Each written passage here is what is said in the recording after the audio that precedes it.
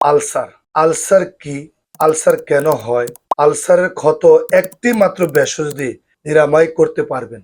আসসালামু আলাইকুম ওয়া রাহমাতুল্লাহি ওয়া বারাকাতুহু। দেশে এবং প্রবাসে যারা আমাদের এই ভিডিওগুলো দেখতেছেন তাদের জন্য অসংখ্য ধন্যবাদ। মূলত আমাদের এই দেশে বহুত পুরানো এবং বহুত প্রচলিত একটা রোগ হলো আলসারের রোগ। এই রোগের রোগী সব সময় অস্থিরতা বোধ করে, পেট ব্যথা করে, বমি বমি ভাব লাগে, পেটে অস্থিরতা দেখা দেয়, কামে কাজে কোনো মন বসে না। মূলত আলসার অনেক পদের হইতে পারে, ক্ষত অনেক পদের হতে পারে।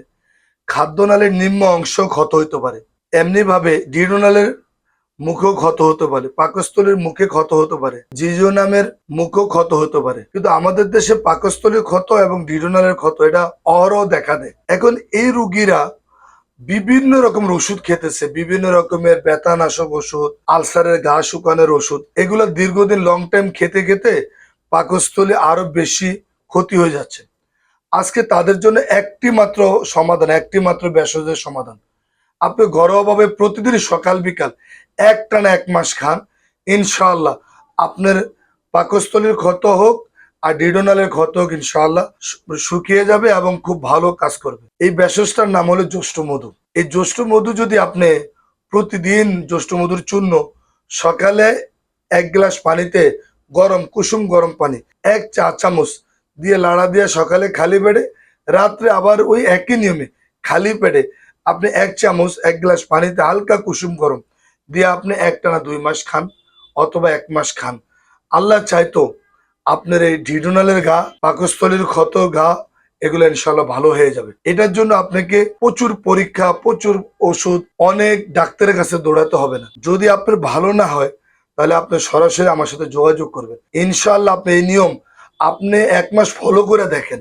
আর এই রোগীর জন্য অ্যাডভাইস হলো টক ঝাল মিষ্টি এগুলা কম খেতে হবে, ঝাঁঝালো জিনিস কম খেতে হবে এবং গরুর গোস্তে খেলে অল্প, কিন্তু অতিরিক্ত মশলা, অতিরিক্ত ঝাঁঝালো জিনিস যাতে না খাওয়া হয়। এই রোগীর মূল রোগটা যে কারণে হয়েছে, ঠিক মতো খাওয়া দাওয়া করে না, অনিয়মিত করছে, অতিরিক্ত কায়িক পরিশ্রম করছে, অতিরিক্ত দুশ্চিন্তা করছে, শারীরিক পরিশ্রম বেশি করছে, খাবারে অনিয়মিত করছে, আলসার এর ডিউডেনালের মুখে ঘা হয়ে গেছে। এই কারণে এই রোগটা দেখা দিছে। এই রোগটা সারানোর জন্য অনলি একটা মাত্র ভেষজ, সেটা হলো জ্যৈষ্ঠ মধু চূর্ণ। সকাল বিকাল আপনি 1 মাস খান, ইনশাআল্লাহ আপনি এই রোগ থেকে মুক্তি পাবেন। আশা করি যদি আমাদের এই ভিডিওটা দেখার পরে আপনার কাছে ভালো লাগে, অবশ্যই আপনি কমেন্ট এবং শেয়ার করবেন। নিত্য নতুন স্বাস্থ্য টিপস এবং বিভিন্ন রকমের আপনার পরামর্শের জন্য আমাদের পেজকে আপনি ফলো দিয়ে রাখেন।